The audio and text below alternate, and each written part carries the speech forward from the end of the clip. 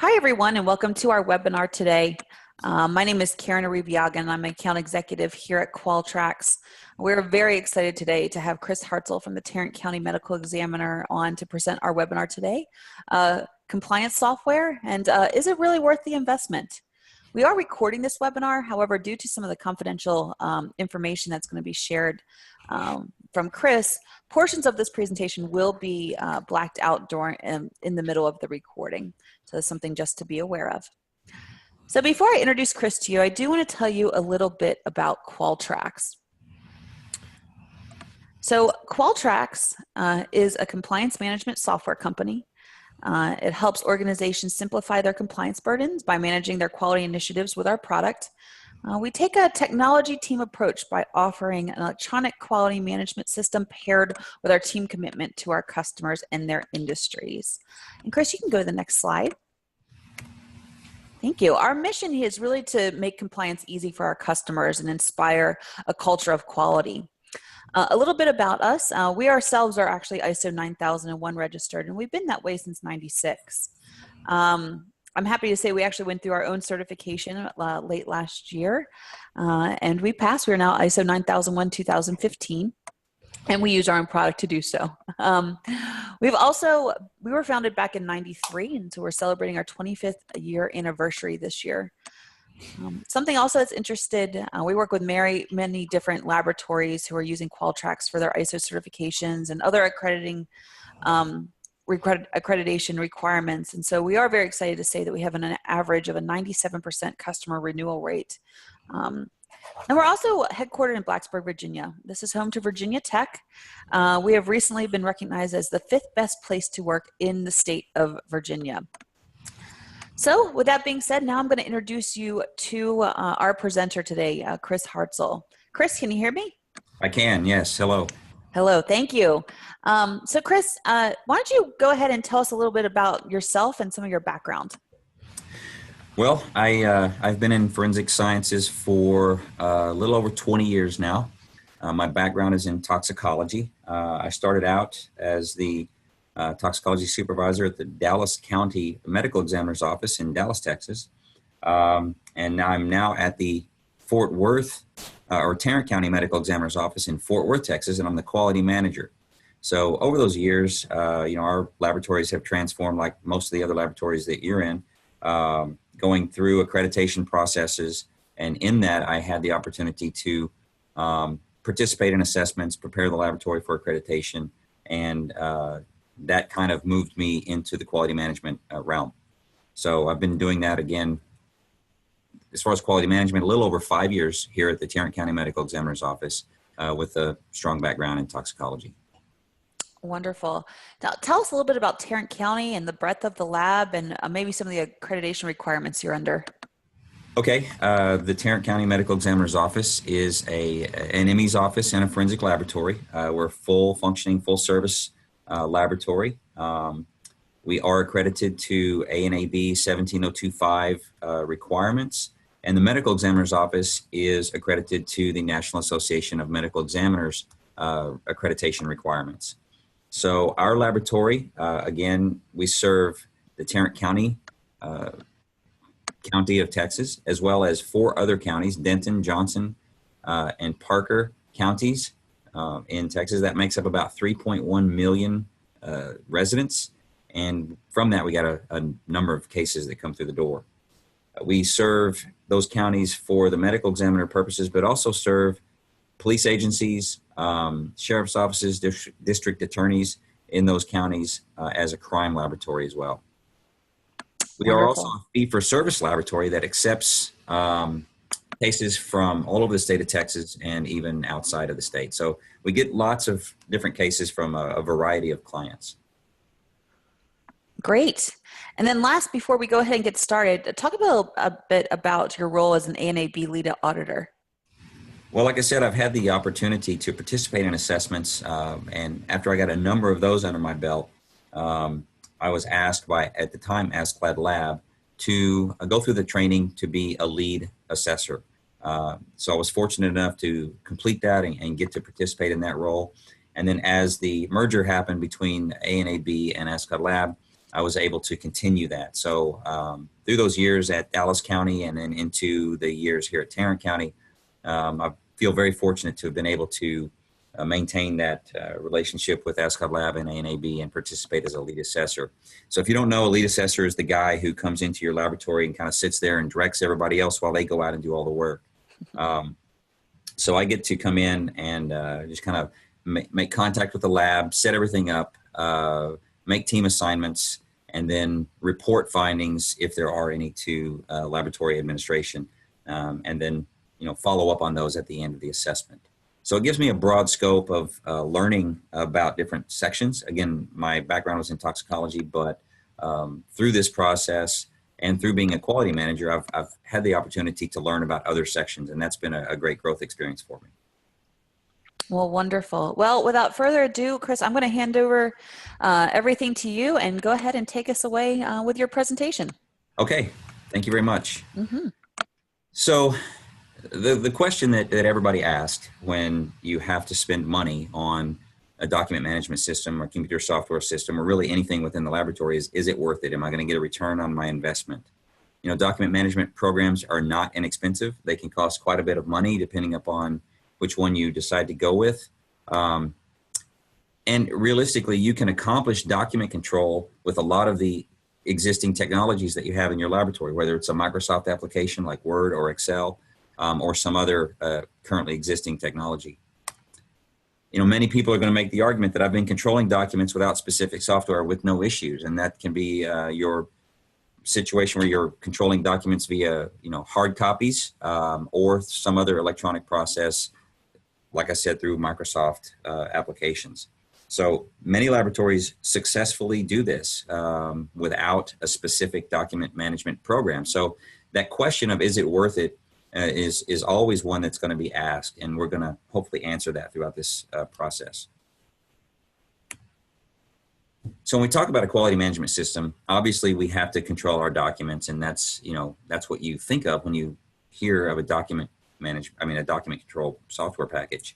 But really, a robust quality management system is much more than just document control.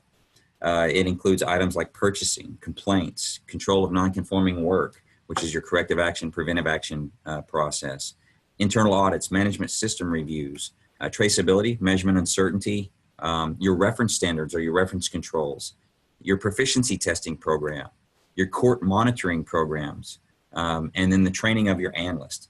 And if you'll notice, all of these are kind of some of the headers and some of the main areas of criteria in the 17025 ISO 17025 document. So all of these go into and must be accounted for to maintain a robust quality management system. So how am I going to incorporate all of those items into a document control software application? Because we're thinking simply of document control at this point. Well, we're going to come back to that. But first, we do want to talk about document control and look at how Qualtrics in this instance can help us do this.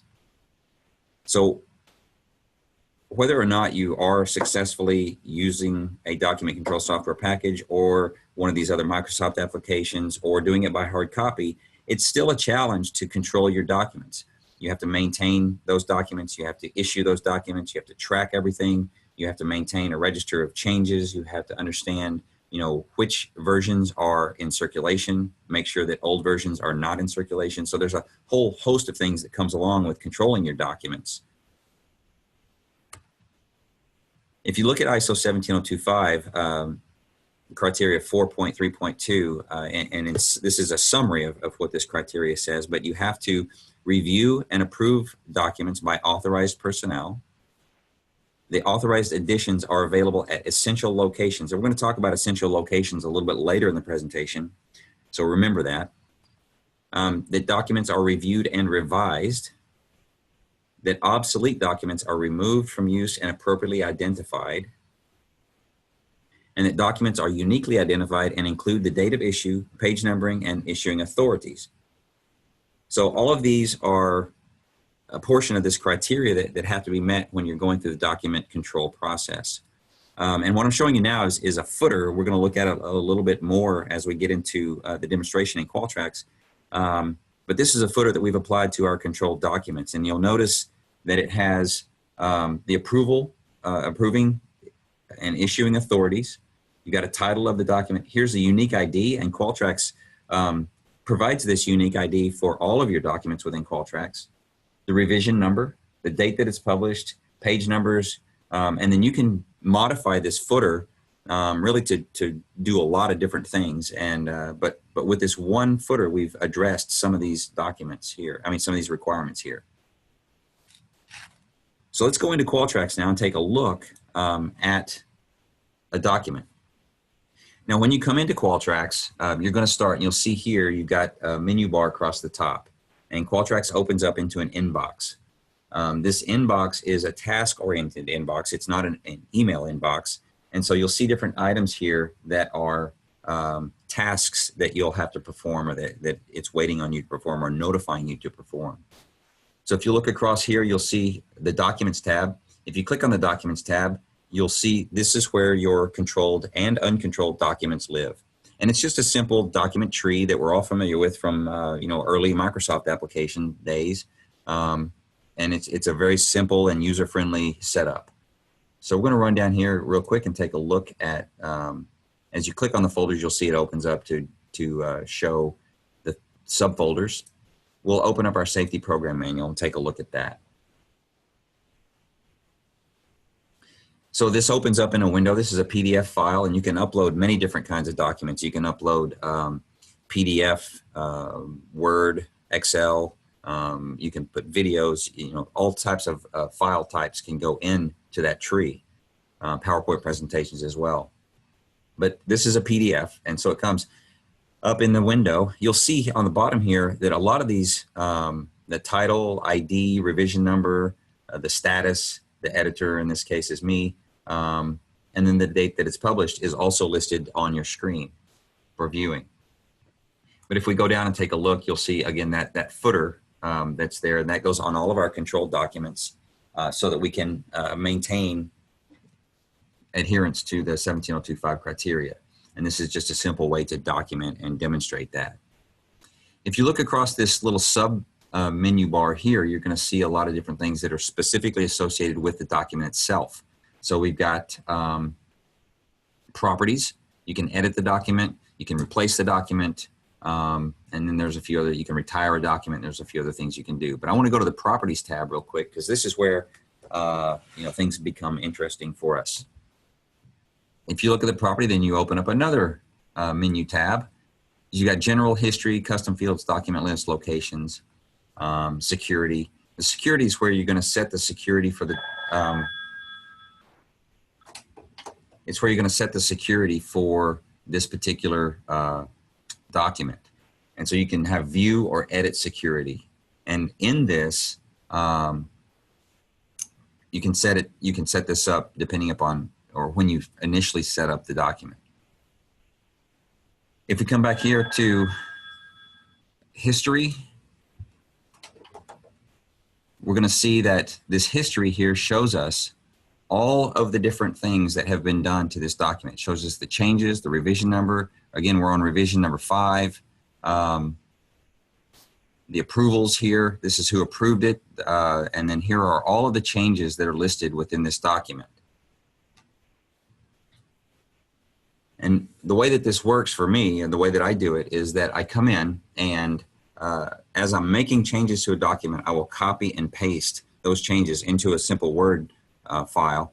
And then at the end, I just copy that Word file, copy and paste it into a text box that appears when I'm uploading the document or replacing the document or changing the document. And so all of that then will show up here, and I'll show you, you'll see later how that becomes important for notification purposes. But you can view the PDF here in the history, and I can go back in time and look at the different versions and all of the changes that were made to those versions as well. This can be very useful in a situation where you're maybe getting subpoenas or requests. Sometimes those cases take several years to go to court. So you could be looking at a data packet or a request from something that's several years old and several versions old as far as your procedures are concerned. So if you need to go back and get an earlier version of a document, it's very simple. You just go to the history of the document and you can click on it there and print that appropriate version. And you can see here by the dates that it's published, the dates that it's released, you can easily identify the appropriate time frame for which you want to print or publish your grab your document. And then here, if you look at the general, this is the current version, and it shows you some, the title. You can make changes to the title here. And then this, again, is just a listing of the changes that were made to this particular document.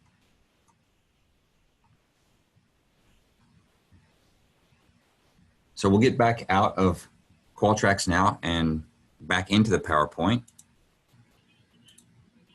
So again, document control. Additionally, in 17025-421 talks about the fact that the laboratory shall establish, implement, and maintain a management system. They'll document policies, procedures, and instructions. And then the documentation shall be communicated to, understood by, available to, and implemented by personnel. So this one kind of gets laboratories a lot. And so understood by and available to and implemented by personnel sometimes can cause some trouble for laboratories. And one of the things that is nice about the Qualtrics system is that once a document is published, like I indicated before, it sends out an email and it tells you that that particular document has been published. And so see here for our safety program manual, you get this email and it gives you the date and the time, and the header is that the safety program manual has been published. And then because we are capturing in that text box all of the changes, and like I said, I go back and copy and paste those into that text box because it asks for the changes that were made.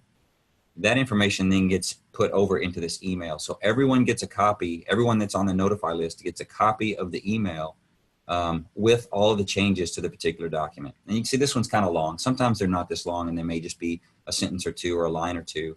But then at the bottom, you can go, and I've PDF'd this one so it took away the links, but you can actually click on the link and get to the document within Qualtrics. So it's a very simple way for the analysts to be notified that something has changed, something has been published, and then they can go in and either take a look at it here and see what the changes were, or if they need to go back in and take a look at the entire document, they can just link to it straight from the email. So it makes it very seamless once something is published. Now another effect of the system that we're using is a testing environment that they have. And we use the test as a way to document the acknowledgement that the employees have read and understood the procedures. So again, understood by and implemented by personnel. So what happens is once a document is published, then there's a test associated with that document. And the test then is sent out to all of the people on the notification list. And they'll get it. Remember that inbox that we came to when we logged in? Well, that inbox, again, is a task-oriented inbox. And one of those tasks is tests. And so it will, in fact, we can go back there and I'll show you on the inbox here. You can see we have over here tests, trainings, reports. And this middle part here is for workflows, which we're going to talk about in a little bit. And then documents. These are over here documents that are in edit or waiting on you to do something with. But if you'll see this one for test, what happens is there's a test will show up in there saying you have one test or two tests or however many you might have. And then you click on the particular test. And in this instance, you're just clicking that you acknowledge that the procedure has been changed. You acknowledge those changes and accept those changes. And then at that point, it sends an email out again here saying that I have acknowledged, reviewed, and accepted the safety program manual acknowledgement. And you can set this wording up in these email notifications. You can set the wording up to say anything that you want it to say. So if you don't like this language, you can change that for sure. But then I get a copy of, as the quality manager and the document approver, I get a copy of this email. And so then that allows me to track, number one, who has responded. And I can also go in and evaluate those tests and see who has taken the test and who hasn't. So I can see who has responded, and I can archive these emails as documentation that my analysts have accepted and understood these procedures. And so I might not get all of them. The crime lab director and the chief toxicologist also will get emails depending upon what types of procedures they're implementing, what types of policies they're implementing. So they too will be archiving these emails as they come in as their staff is acknowledging and accepting these changes to the procedures. So it's a great way to, number one, be automatically notified, but number two, maintain a very simple and really effortless, once it's set up, tracking mechanism to be able to document these particular requirements. All right. So talk amongst yourselves while I get back. Okay. So communication of policies and procedures. So Qualtrics allows for the automatic notification via email upon publication of the documents, which we've covered. Personnel have the opportunity to respond to the notification, documenting that they acknowledge and understand the published policy or procedure. And then Qualtrics does this seamlessly. And really, this is a routine operation within the software application. It's easy to set up, and it does it. Once you get it set up, it does it automatically with every version or every change to a document. So that's document control. So how do I go from what this is, this routine operation, to a really powerful computer software application? Well, remember, we talked about the quality management system and all the different components that are within a robust quality management system. It's much more than just document control. So how are we going to make this work with a software package? Well, the answer to that is this definition: an orchestrated and repeatable pattern of automated business activity enabled by the systematic organization of resources into processes that transform materials, provide services, or process information, during which documents, information, or tasks are passed from one participant to another for action according to a set of procedural rules. Now that's a mouthful, and I didn't make that up. I stole that off the internet somewhere.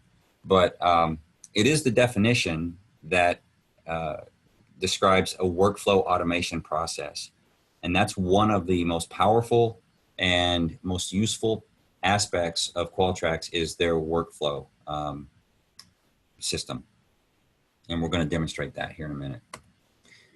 Any process in the lab that consists of steps, approvals, requests, really anything, can be incorporated into a workflow. So if you think about accreditation requirements, for instance, if you think about ISO 17025, oftentimes you run across a requirement or a criteria that has a bulleted list of things, or it has you know, an A, B, and a C, or there's commas separating 5 or 6 different things that have to be done. Anytime you run across something like that, you can turn that into a workflow. We use it for proficiency test tracking, corrective action, and preventive action. We use it for purchasing, testimony monitoring, travel requests, literature review, training programs. And so, you know, this workflow automation really is beneficial to the lab. So how does it work? Well, we enter data into a workflow, and the data can be documents, it can be information. You can do it from pick lists, and so we'll see a lot of different ways. It gives you the ability to transition responsibility to a different person for action. So if someone needs to review something or someone needs to approve something, just a click of a button can transfer your workflow to that individual's inbox so that they can take action. It gives us the ability to transition into a hold, waiting for further information. We'll talk about that a little bit with our proficiency test workflow. It gives us the ability to transition to a request for approval or review. And then the great thing about it is that all the data is captured and maintained in the database. And this includes documentation and background information, so dates and times and the individuals that took action. You have a history with dates and times about, you know, who did what and when with a workflow. So this is kind of the process and the ability that the workflow gives us. Now here's just a screenshot of our proficiency testing workflow. It's not a complete one, but these are the initial steps. So we go in and we select the laboratory, the lab section, the analyst, the lab director, the technical lead, and these all are kind of consistent with all of our workflows, because we want to be able to identify, you know, is it the crime laboratory or the toxicology laboratory? Is it the latent print section or the drug chemistry section? Which analyst is it assigned to? Or does it involve which laboratory director are we dealing with? And the reason that these are important is because these fields will begin to identify, number one, who's responsible, and who's notified, who gets that email. And so these are pretty much consistent with all of our workflows, these first few fields. And then we get specific here with provider's name. That's going to be the proficiency test provider, the test name, the test number, and so on. The year, date, and then the due dates are also important, and then the date that it's due to me. And then I click on this button to transition it to verify that they've been delivered to the analyst, and then it goes into that hold that we were talking about. So once I click this button, it goes into a hold, waiting on the laboratory to finish the proficiency test. Once they finish it and submit the results back to me, then I can continue the workflow and submit those results to the proficiency test provider. Now, it's important to say here, this is all just tracking. So I'm not submitting results to the PT provider through Qualtrics. I'm simply just tracking this process through Qualtrics. So it seems like an extra step, but it saves you a ton of time in the end. And we'll talk about reporting in just a second. But it really, once you get it set up, it really doesn't take much time at all to go through this process. And you also begin to automatically notify people that, hey, you've got a proficiency test coming. You can set due dates and that sort of thing with it as well. So let's go in and take a look at a workflow. So here we are. If you look at the menu bar here, we've got inbox. We've looked at our document tree. Now we're going to look at workflows, and we're going to do a corrective action workflow here real quick. And we're just going to go through it. So here's how it starts out. It opens up, and right now all of these boxes are blank. So we've got a problem. We have a problem in the laboratory, and we've got to figure out, what is the nature of the problem. And the way we've got it set up, anybody can enter an issue into the corrective preventive action or incident documentation. So anyone in the laboratory can initiate this workflow. You can also set the workflow up that certain individuals can initiate the workflows. But here, we want anyone to be able to go in and start this process off. And so in this case, we've got Analyst Lewis. He used all the sample and testing, which is a violation of the protocol. So now you have to take some action. You have to do something about that. We're going to issue, it was identified today. He's going to be in the toxicology lab. The department head, we're going to give it to me so that no one gets a weird email later on. The section technical lead, we'll give that one to me as well. So again, because all of these are going to start sending emails out as soon as I transition this. Personnel identified in the nonconformance, that could be show available users is going to show all of the people that you have set up in your system that you want to be able to pick from. Mr. Lewis here is fictional, so he's not in our system, so I'm going to leave that one blank. And then the initiator then wants to suggest a course of action. And so here they're going to say, this is simply an incident. We don't really feel like this rises to the level of corrective action. Or it could be a preventive action. We've identified something that we want to implement to prevent an error from occurring or prevent an issue from occurring. Or they could decide that this is a corrective action. So they think it's a corrective action, and they're going to put that down there. Does this involve extraneous DNA? We're going to say no. And then any case numbers that you know to be affected at the time of reporting. Now, this is important because later on, you may determine that the scope of the problem is much larger, and Mr. Lewis has done this on multiple occasions. And so you're going to have to go back and take a look at it. But right now, our case number 18-1234 has been affected, so we're going to put that in there. And then we can upload any relevant documentation. In this particular case, we may not have any, but you could upload a policy or procedure. You could upload an email. You could upload a communication, a phone communication or something here, and upload the document. So you just would browse, just like you do, with many internet applications and many other applications. You just browse and go to your computer and upload a document. And so at that point, the initiator is going to submit it for quality manager review. And it comes to me. And so here you'll see the current step is quality manager review, needs to be processed by me. I can look at the history and here see that who it was initiated by and when it was submitted to the quality manager. Now I'm going to take a look at it. Well, and let me pause for just a second and skip to another screen because I want to show you what just happened. You may have heard that little ding.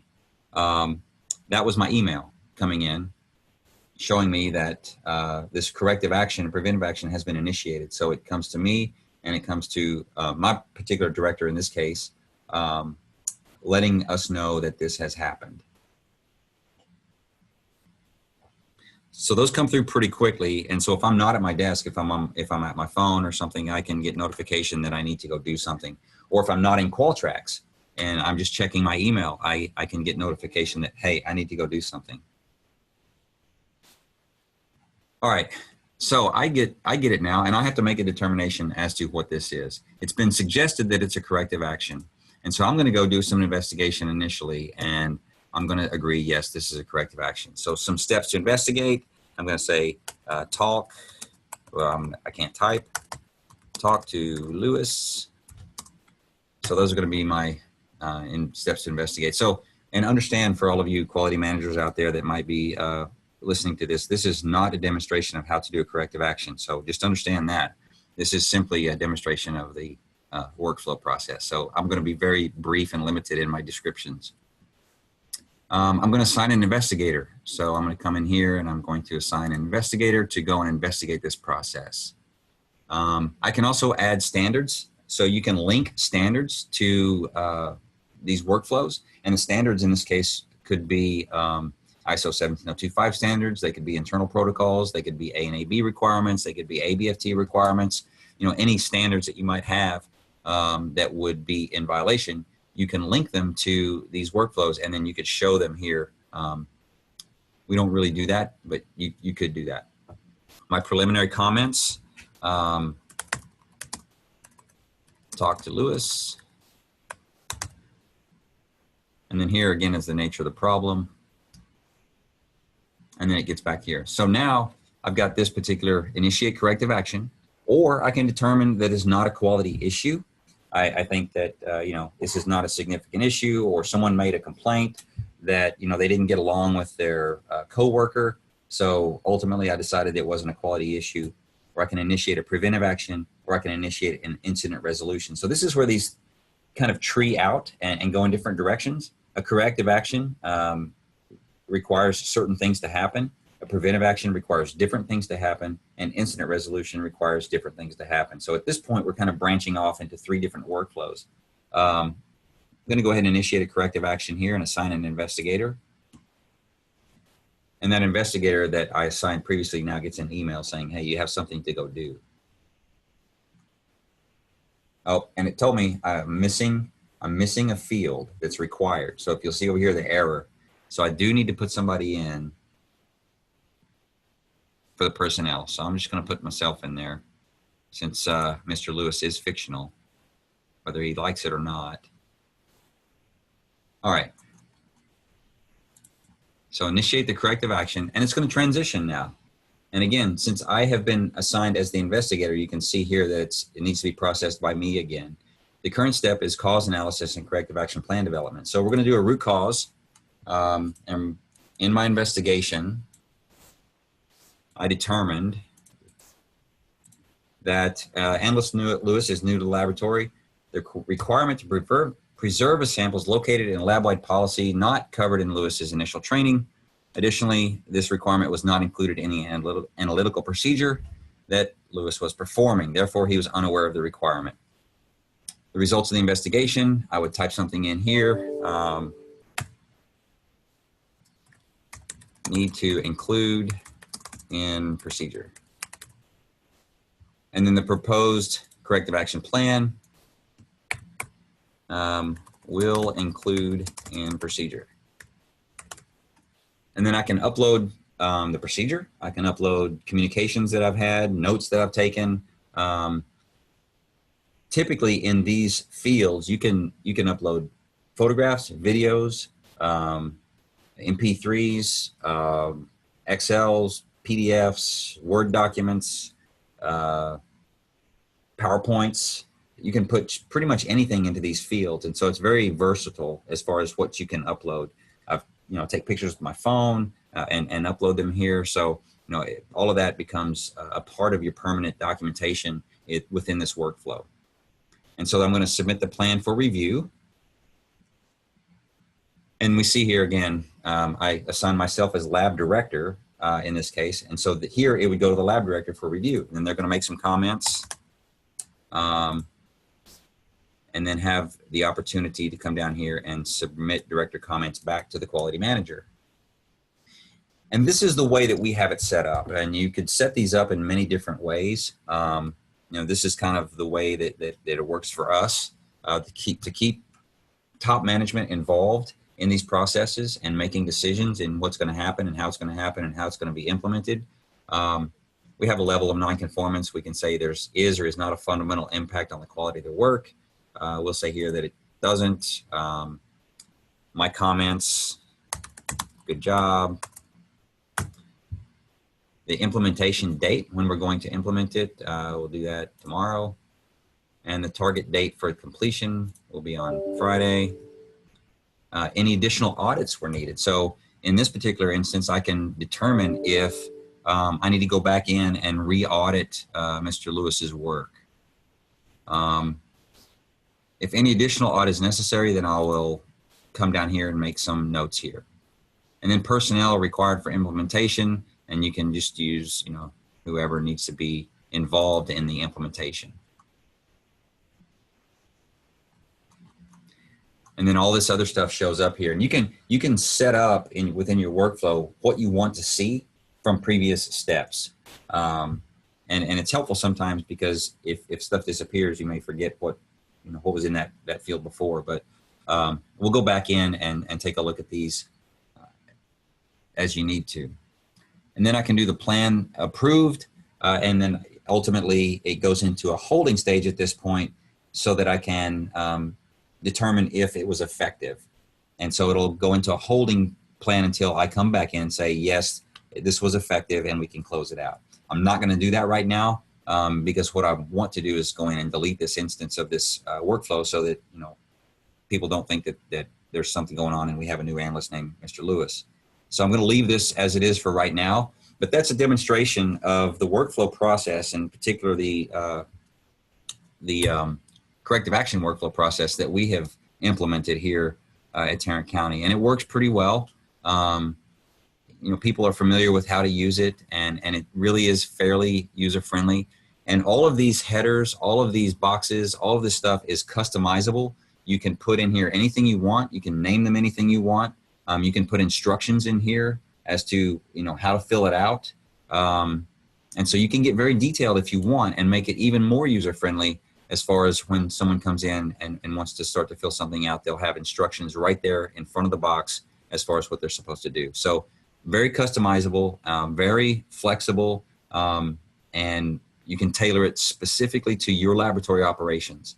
And that's the great thing about it is you can take a currently existing workflow, and I know Qualtrics and even other laboratories can provide you with some. You can take those workflows and you can then adjust them and customize them to your particular process within the laboratory. So that's what makes it great, because one of the issues that we all run into with LIMS, for instance, is when we get a LIMS system and we buy the LIMS system, we've been doing something for 20 years, and now we have to change our process to fit the LIMS system because it's very difficult in many cases for commercial products to fit your process. Well, the great thing about this is this fits your process. You set it up however you want to. You can put it in the specific steps to fit exactly what you're doing currently. But if you want to change what you're doing currently, you can be flexible enough to make that change as you implement these workflows. And so it really is a great tool, and it really is what makes Qualtrics, for me, a very robust and usable system.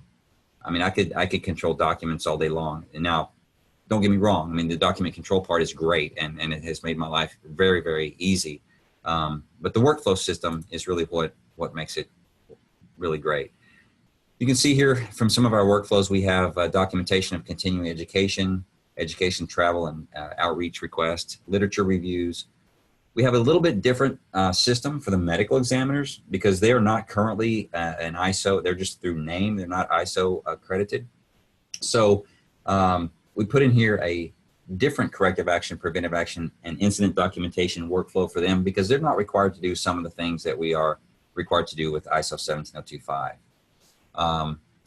I have a medical license tracking for all of our doctors, and so when their licenses are beginning to come to expire, I can notify them, and actually Qualtrics automatically notifies them and tells them that their license is expiring and they need to do some work to get a new license.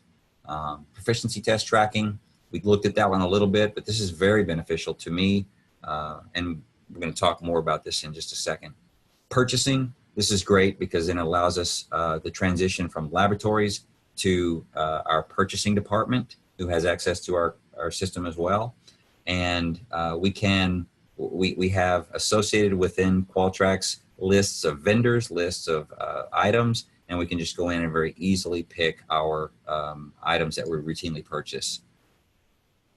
The quality system review is another workflow that we have. So at the end of each year, analysts go in and we have a workflow where they go in and review their procedures. And then these text boxes exist. They can review a procedure and then make a comment about the procedure if they need it. If they find a typographical error, or if they find something that isn't specific to what or isn't consistent with what they're doing in the laboratory, they can make a comment there about that in the quality system review.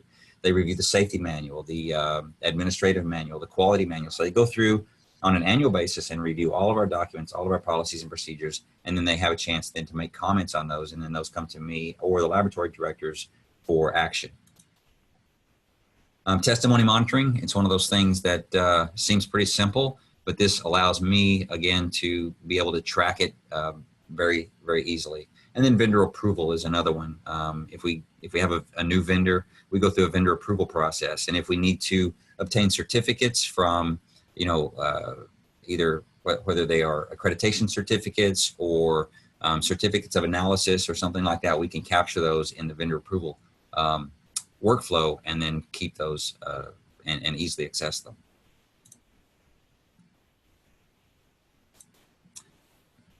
And you see all the emails I've been getting as we've gone through this. As the corrective, each transition that you make, it emails the appropriate individuals and lets them know. So you can see here I have a lot of emails in my system from Qualtrics admin. So you'll see here that, well, these documents are waiting approval. So corrective action starts here.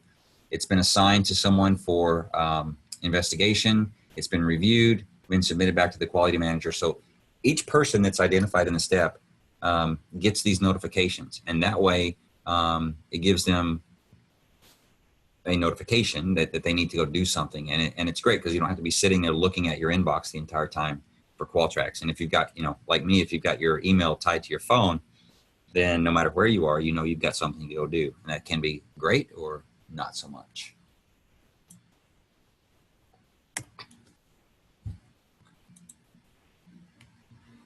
Okay, so the benefit of capturing all of this data is the ability to report against it. So since all of this data that you input into the workflow is captured within the database, then you can run a report and you can get that information back out. And that's really the great thing about it, is the personnel can run reports against the data for inclusion in internal audits, management system reviews, verification processes, subpoena packets, or simply routine evaluation of your laboratory processes.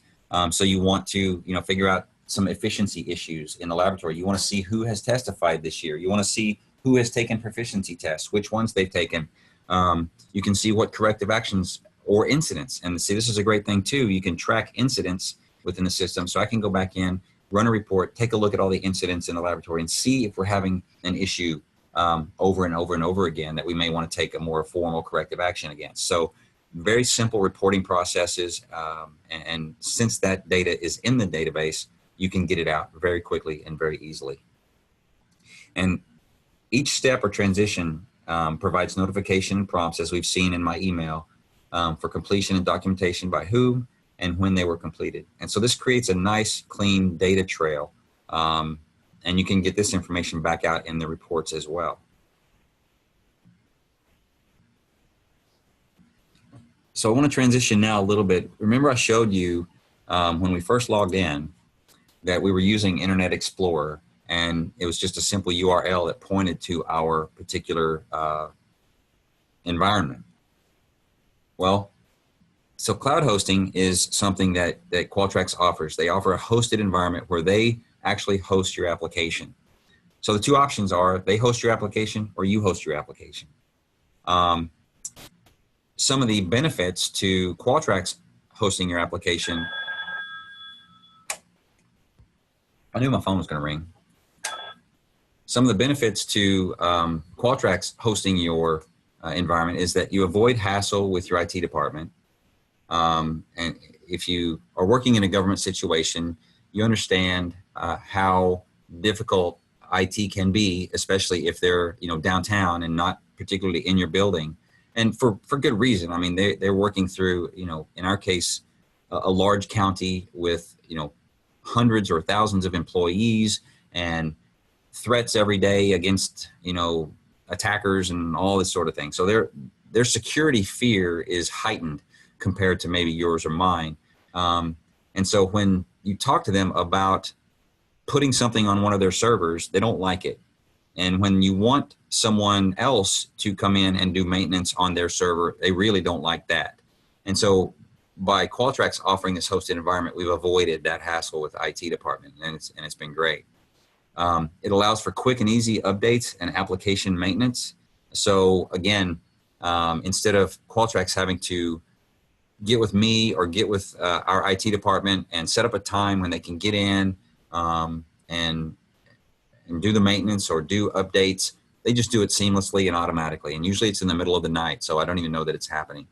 They do contact and let us know that it's going to happen. Our system might be down for an hour or 2 hours, but again, it's usually at 2 in the morning, so no one cares. It allows for better troubleshooting and support. So if you have a problem and it's a hosted environment, they can jump on there real quick and take a look at it and see what might the problem be. This is one of the biggest benefits, I think, to the hosted environment. It allows access to your application from any place you have internet access. So I've accessed Qualtrics on my phone, on my iPad, on my tablet, on my computer. I've done it at home. I've done it at work. I've done it in overseas. I've done it in the airport and on an airplane. So it really does give you that access that really everybody today expects. And again, it can be a great thing or it can be not so much. It just depends upon how much you want to be accessible. But it does allow you access. So remember, we need to have this available. We need to have this available at essential locations. We talked about this earlier. These essential locations, if it's a hosted environment, it can be any laboratory computer that has availability to the internet, office computers, you're traveling, phones, iPads, tablets, anything that has access to the internet, you can get on and take a look at it. Now, the phone's not the ideal thing because the screens are typically pretty small, but if you're in a pinch and you need to check something, you can do that. You can take a look at a document. You can take a look at a procedure or policy. Again, not ideal because of the screen size, but it works. Where this can come into effect for laboratories is with crime scene. Forensic laboratories is with crime scene. If they have individuals at the crime scenes doing work at a crime scene or doing work out in the field, or any laboratory that's doing work out in the field, you have to have your policies and procedures available to you. Well, if they're in Qualtrics and you're hosted in the hosted environment, automatically that makes that accessible if they have internet access. Another benefit is that external assessors can access the application prior to arrival at your laboratory. And we're going to talk more about accreditation and how this is beneficial next. But you can give access to individuals, provide them with the URL, provide them secure logins, and then they can get in and take a look at your policies and procedures before they arrive at your laboratory. And it cuts down on the time that they have to spend with you, which I find to be beneficial to the lab. So let's talk a little bit now about accreditation and audits. So Qualtrics can provide quick and easy access to assessors, auditors, or other interested parties.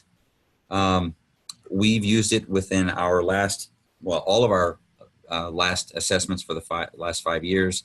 That includes QAS audits. It includes ANAB, ASCOT lab assessments on-site, off-site. So we've used it for all of those, as well as other interested parties.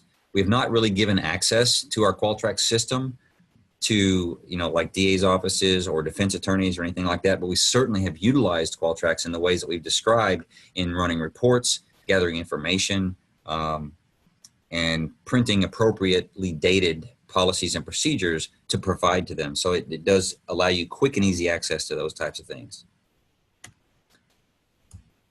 I can tell you as an assessor, when you go into a laboratory, many of you may be assessors as well and have experienced this.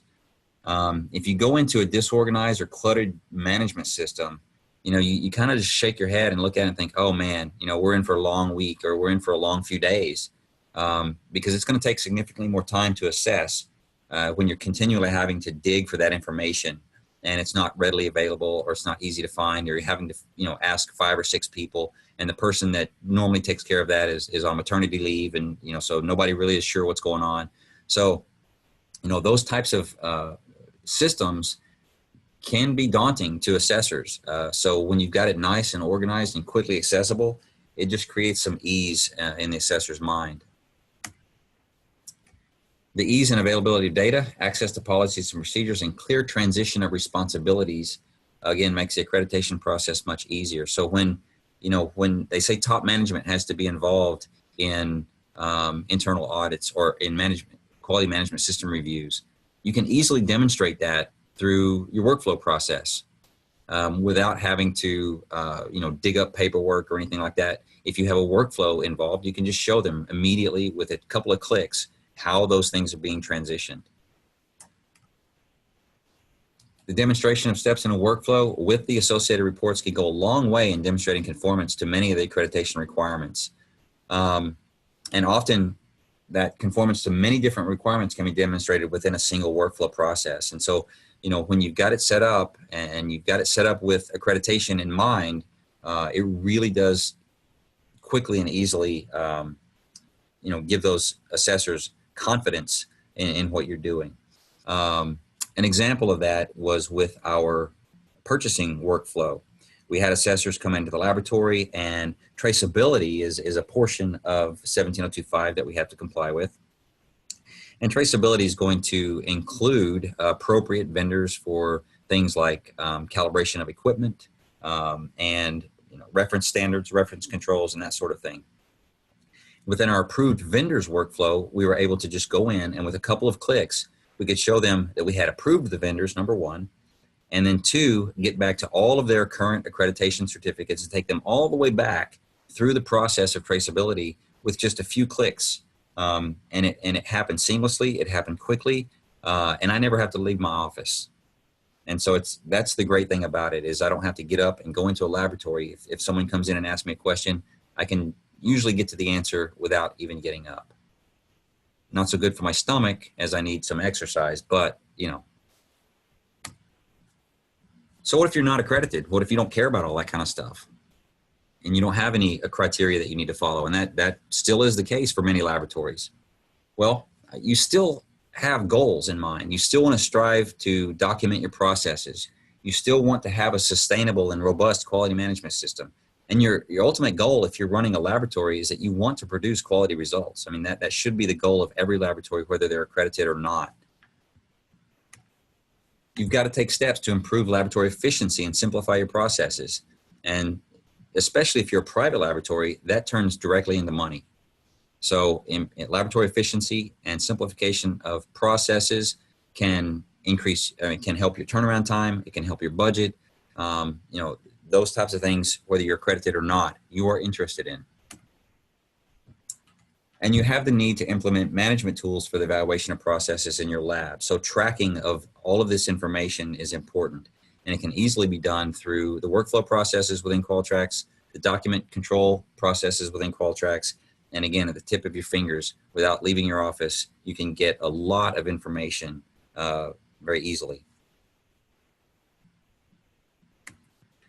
So just a little bit about quality management systems. I put this in here because I do feel like this is important, because the power of a quality management system really is expressed in the ease and usability of its processes. If it's difficult to use, people aren't going to use it. or they're going to resist using it. And that's just going to cause you all sorts of problems. They're going to utilize and implement processes that are intuitive and uncomplicated. And the nice thing about Qualtrics is that you can customize it to your processes that they're already familiar with. So it automatically becomes uncomplicated because they know what's going on. They know what the next step is. They know what they're supposed to do. And a powerful and robust quality management system is one that demonstrates conformance to required standards, enables analysts to understand and implement policies and procedures, and enables the lab to produce quality results or conclusions, and is embraced by the users. So I feel really strongly that it's important to get the people behind what you're doing.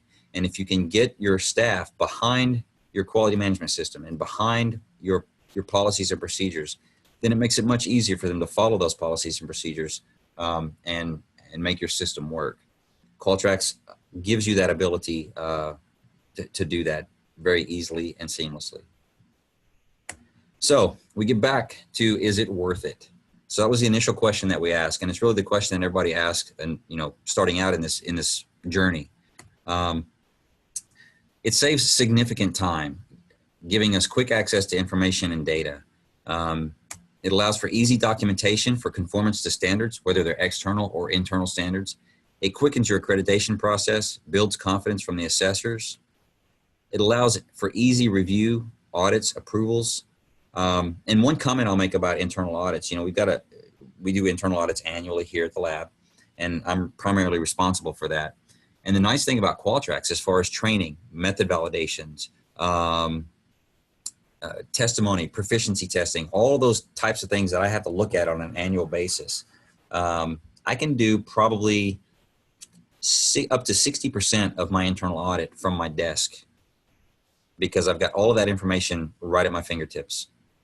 Now, when it comes time for me to go into the laboratory, because I do have to actually go into the lab and look at certain things, not everything's in Qualtrics, I'm spending my time in the lab much more efficiently.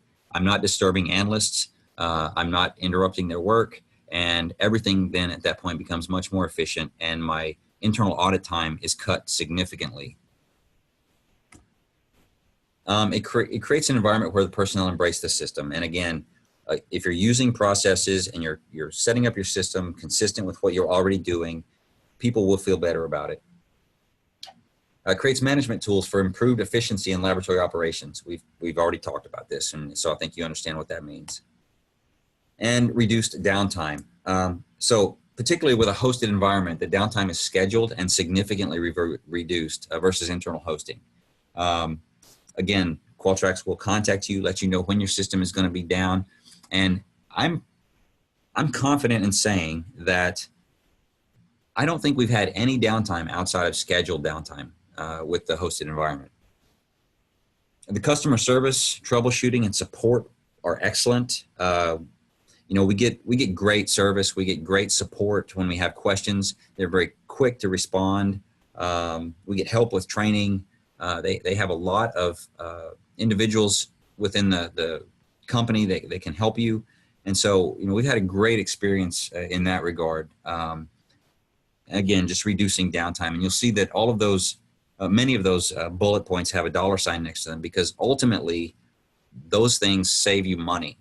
And so you might be looking at spending a lot up front, but you are going to be saving a lot in those hidden costs. And a lot of times government organizations don't like those hidden costs because because they're hidden. But when you save time, when you're saving a highly paid analyst from having to go and do something administrative that you could be doing quickly and easily, you really are saving money at that point. So it is a great money saving tool. And ultimately for me and for our laboratory, Qualtrics has absolutely been worth it and really has created a system that we feel like we have a very robust quality management system. And we're happy to demonstrate that to anybody that has questions or wants to see it. Questions. All right. Well, Chris, can you hear me okay? I can, yes. Wonderful. So everyone, thank you so much for for participating. We have some questions coming in, and I know we ran over a little bit, but we're going to go through these questions anyway. Sorry So about that. oh my goodness, no problem at all. We definitely didn't want to cut you off. You have a lot of really great content to share about your experiences. So real fast about some questions that are coming in. First one is from Richard. What kind of tests do you implement for understanding of documents? Okay, well, Richard, it's the testing environment. You can actually set up tests like you could do a multiple choice test and create those within Qualtrics. So what we've done is we've gone in and created sort of a multiple choice test for each document, each controlled document that's issued. And the test is basically just a yes or no answer. And so it says, do you acknowledge the safety manual publication? I forget exactly what the wording is, but basically, do you acknowledge and accept this document or these changes to this document? And then there's a push button for yes or no. And if they push no, then it kicks them back and says you failed the test and you have to take it again. So, basically we're forcing them to at least acknowledge that that it's been published and what the changes were. And so they go in and just create and hit the yes button. And that's when it kicks out the email to me saying that they have acknowledged it. And so you could, if you wanted to, if it was a document that you wanted to actually test someone on, you can create a test with multiple questions that are multiple choice and go through the process of grading and everything else. And so it can be set up as an actual test environment.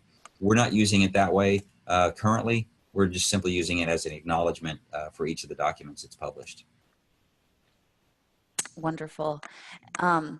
All right, here's another question. How do you enter your schedule information for things like equipment calibration?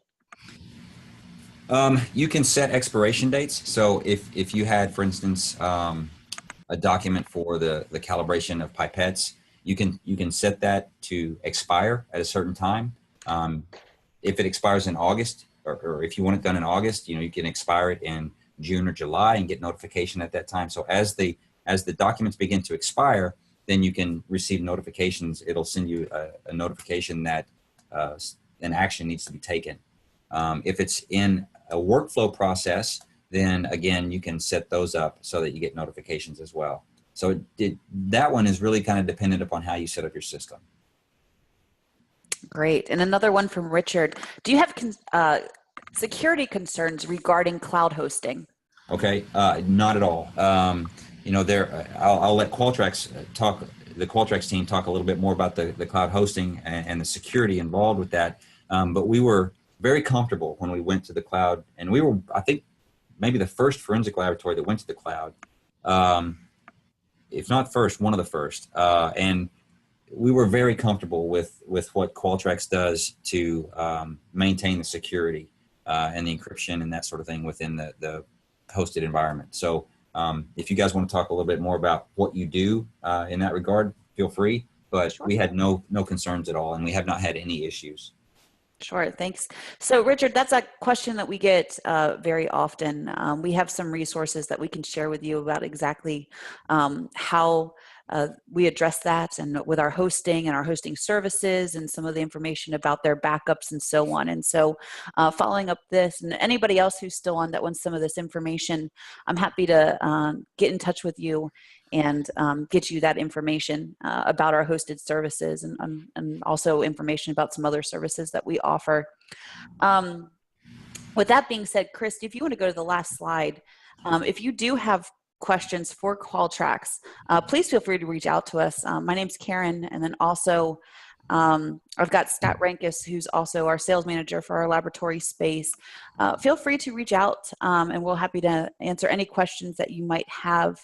Now we're gonna go ahead and start wrapping this up. Chris, you have a couple of people logging in saying nice job and thank you. Thank you. Thank you for listening. Absolutely. Well, Chris, we are very grateful, and thank you so very much for spending the time with us today. Anybody else, if you have any additional questions, even beyond this webinar, please feel free to reach out to myself or Scott. We'll be happy to address those, and we can even ask Chris for you to get some of his experience and answers. So everybody, I thank you so very much for your time. I apologize we went over a little bit, but I hope you were able to see a lot of value in his presentation. Thanks, and I hope you have a great day. Thank you.